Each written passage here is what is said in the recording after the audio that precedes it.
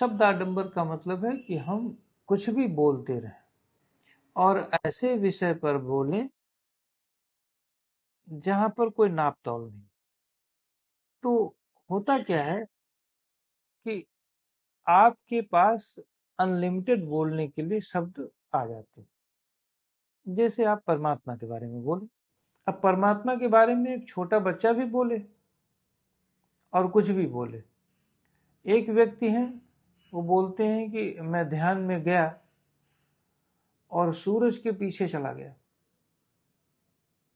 अब देखो कैसी इमेजिनेशन कर रहे हैं, सूरज के पीछे चला गया। सूरज के पीछे जाने पर कोई एक लोक मिला उन्हें।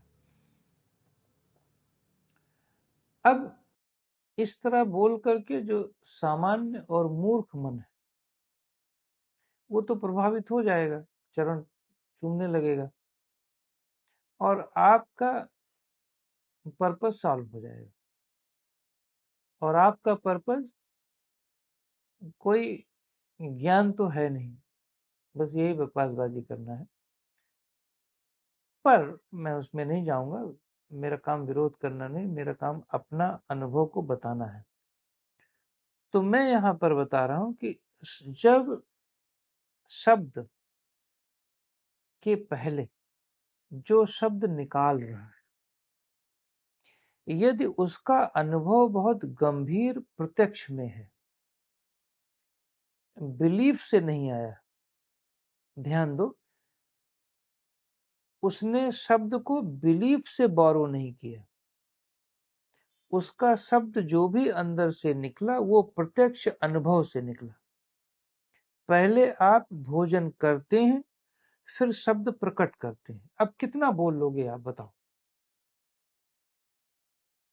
कि सब्जी रोटी कैसी थी, कैसा स्वाद है। इसको मैं कहूं कि 4 घंटा बोलो बोलो, तो क्या बोल लोगे उसमें? एक धार्मिक और प्रपंची आदमी जो बहुत प्रपंच करने वाला, जो बहुत कल्पनात्मक है, तो मैं धार्मिक प्रपंची नहीं कह रहा हूं, पर जो बहुत काल्पनिक खोपड़ी का आदमी है, यदि उसको बोलोगे तो वो क्या बोलेगा? उसमें परमात्मा है। अब भोजन में परमात्मा घुस गया। अब उसमें परमात्मा है, परमात्मा ये शक्तियां देगा अगर उसकी पहले पूजा करो, पहले चरण वंदना करो, पहले पानी से छिड़को, फिर प्रार्थना करो ताकि वो जाए तो वो पचे। अब इसको तो 4 घंटा 5 घंटा 10 घंटा बोलते हो, पर केवल एक ही धर्म है आपका भोजन से।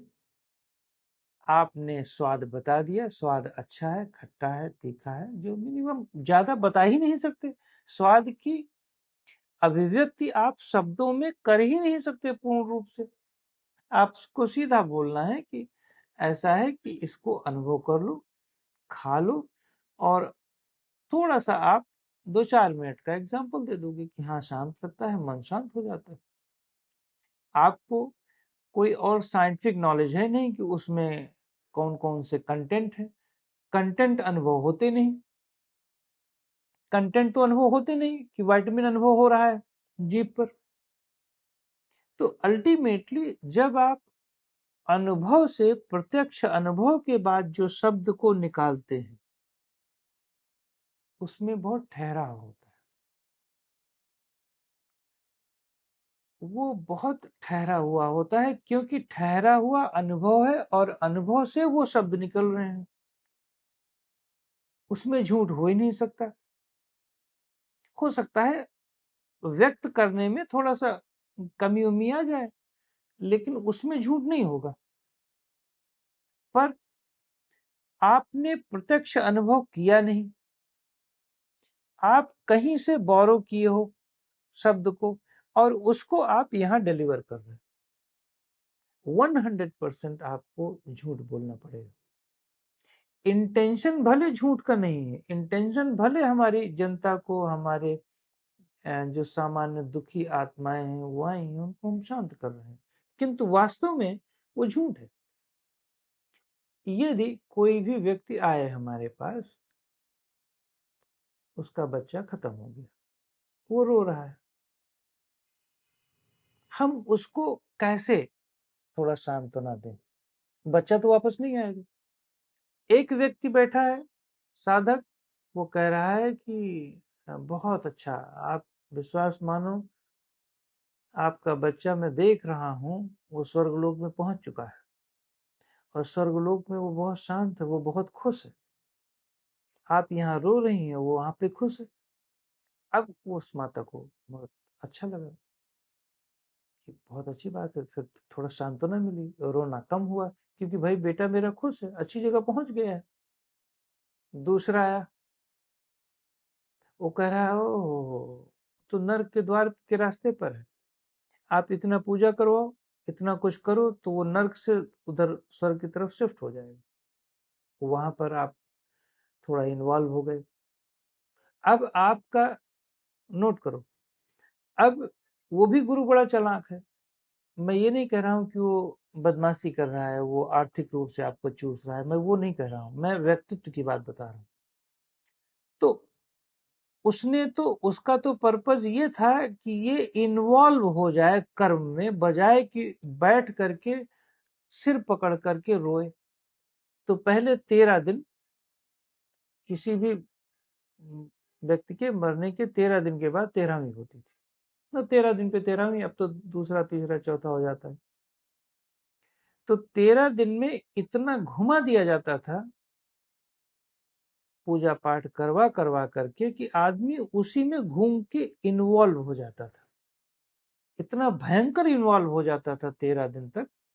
गांव में, अब तो यहाँ नहीं होता क्योंकि यहाँ काम में व्यस्त हो जाते हैं लोग।